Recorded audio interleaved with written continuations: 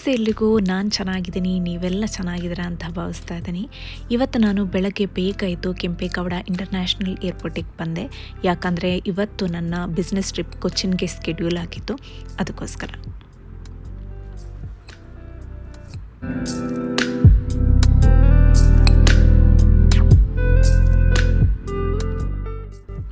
ನಾನು ಕೊಚ್ಚಿನ್ ಏರ್ಪೋರ್ಟಿಂದ ಸೀದಾ ರೂಮ್ಗೆ ಹೋಗಿ ಚೆಕ್ ಇನ್ ಆಗ್ತೀನಿ. ನಾನು ಸ್ಟೇ ಆಗ್ತಾ ಇರೋದು ಐಬಿಸ್ ಕೊಚ್ಚಿನಲ್ಲಿ. ಕ್ವಿಕ್ಕಾಗಿ ನನ್ನ ರೂಮ್ ಟೂರ್ ನೋಡ್ಕೊಂಡು ಬನ್ನಿ.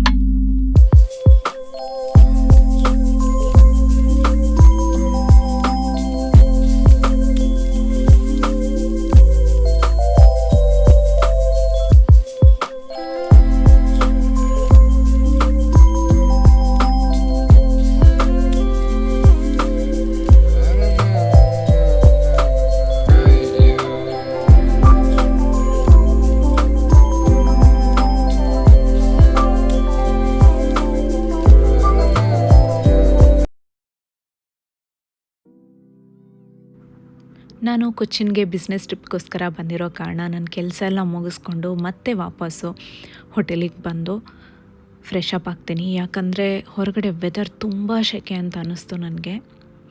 ಹಾಗೆಯೇ ನಾನೊಬ್ಬ ಕ್ಯಾಂಡಿಡೇಟ್ ಈ ತಿಂಗಳು ಜರ್ಮನಿಗೆ ಹೋಗ್ತಾ ಇರೋ ಕಾರಣ ಅವನ್ನ ಕೂಡ ಒಂದು ಸಲ ಮೀಟಾಗಿ ಬರೋಣ ಅಂತ ಅಂದ್ಕೊಂಡೆ. ಹಾಗಾಗಿ ನಾನು ಬೇಗನೆ ರೆಡಿಯಾಗಿ ಫೋರ್ಟ್ ಕೊಚ್ಚಿನ್ಗೆ ಹೋಗೋಣ ಅಂತ ಅಂದ್ಕೊಂಡೆ. ಯಾಕಂದರೆ ನಾನು ಯಾವತ್ತೂ ಫೋರ್ಟ್ ಕೊಚ್ಚಿನ್ಗೆ ಹೋಗಿರಲಿಲ್ಲ. 14 ವರ್ಷ ಹಿಂದೆ ನಾನು ಕೊಚ್ಚಿನ್ಗೆ ಬಂದಿದ್ದೆ, ಅದಾದಮೇಲೆ ಇವತ್ತೇ ಬರ್ತಾ ಇರೋದು. ಮತ್ತಿನ್ನೊಂದು ಏನಂದರೆ, ನಾನು ಫೋರ್ಟ್ ಕೊಚ್ಚಿನಲ್ಲಿ ಸನ್ಸೆಟ್ನ ಎಕ್ಸ್ಪೀರಿಯೆನ್ಸ್ ಮಾಡಬೇಕು ಅಂತ ಅಂದ್ಕೊಂಡಿದ್ದೀನಿ. ಹಾಗಾಗಿ ಬೇಗ ರೆಡಿಯಾಗಿ ನಾನು ಹೊರಡಬೇಕು ಅಂತ ಅಂದ್ಕೊಂಡಿದ್ದೀನಿ.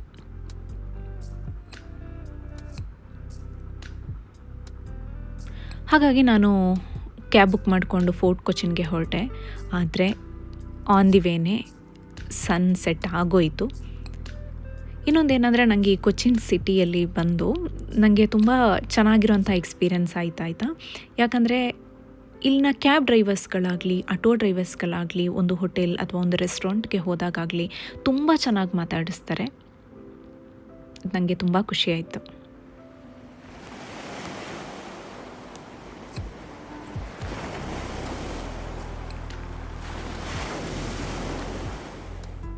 ಈ ಸಮುದ್ರದ ಅಲೆಗಳ ಶಬ್ದ ಕೇಳಿಸೋಕ್ಕೆ ಎಷ್ಟೊಂದು ಖುಷಿ ಅನಿಸುತ್ತಲ್ವಾ.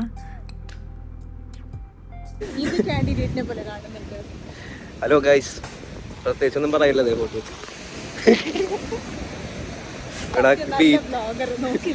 ഇവിടെ ബീച്ചുണ്ട്,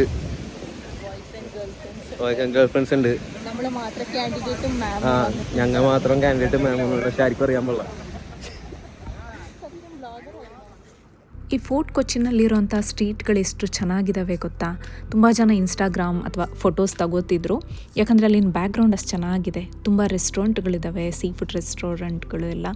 ನೀವು ಯಾರಾದರೂ ಕೊಚ್ಚಿನ್ಗೆ ಬಂದರೆ ದಯವಿಟ್ಟು ಫೋರ್ಟ್ ಕೊಚ್ಚಿನ ವಿಸಿಟ್ ಮಾಡಿ. ಹಾಗೆಯೇ ಶಾಪಿಂಗಿಗೋಸ್ಕರನೂ ಇಲ್ಲಿ ಸ್ಟ್ರೀಟ್ಗಳಲ್ಲಿ ಆಪ್ಷನ್ಸ್ಗಳಿದ್ದಾವೆ.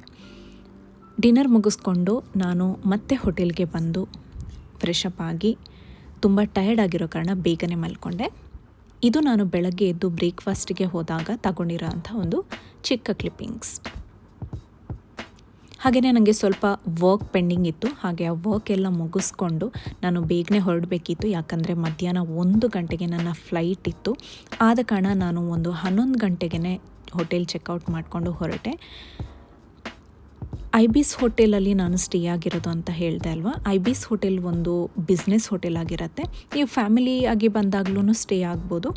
ಚೆನ್ನಾಗಿದೆ ಹೋಟೆಲ್. ಅದೇ ಥರ ಬಿಸ್ನೆಸ್ ಪರ್ಪಸ್ಗೆ ಬಂದ್ರೂ ನೀವು ಐಬಿಸ್ ಹೋಟೆಲಲ್ಲಿ ಸ್ಟೇ ಆಗ್ಬೋದು. ಬ್ರೇಕ್ಫಾಸ್ಟೂ ಚೆನ್ನಾಗಿತ್ತು, ರೂಮು ನೀಟ್ ಆ್ಯಂಡ್ ಕ್ಲೀನ್ ಆಗಿತ್ತು. ಹಾಗೆಯೇ ನಾನು ಕೊಚ್ಚಿನ್ ಏರ್ಪೋರ್ಟಿಗೆ ರೀಚ್ ಆದೆ. ಕೊಚ್ಚಿನ್ ಏರ್ಪೋರ್ಟು ಅಷ್ಟೇ ತುಂಬ ಚೆನ್ನಾಗಿದೆ. ನಾನು ಬಿಸ್ನೆಸ್ ಪರ್ಪಸ್ಗೆ ಬಂದ ಕಾರಣ ನಾನು ಒಂದೇ ದಿನದ ಟ್ರಿಪ್ ಆಗಿತ್ತಾಯ್ತಾ. ಅದಕ್ಕೋಸ್ಕರ ನನಗೆ ಯಾವ ಪ್ಲೇಸ್ನೂ ಜಾಸ್ತಿ ಎಕ್ಸ್ಪ್ಲೋರ್ ಮಾಡೋಕ್ಕಾಗಿರಲಿಲ್ಲ.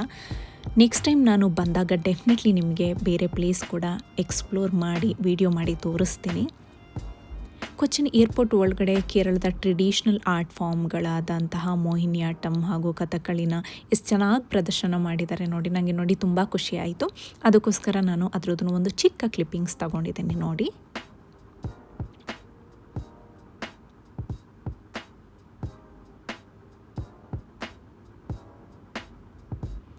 ಹಾಗೆಯೇ ನಿಮಗೆ ನನ್ನ ವಿಡಿಯೋ ಇಷ್ಟ ಆಗಿದೆ ಅಂತ ಆದರೆ ಶೇರ್ ಮಾಡಿ, ಲೈಕ್ ಮಾಡಿ ಹಾಗೂ ಸಬ್ಸ್ಕ್ರೈಬ್ ಮಾಡಿ. Thank you.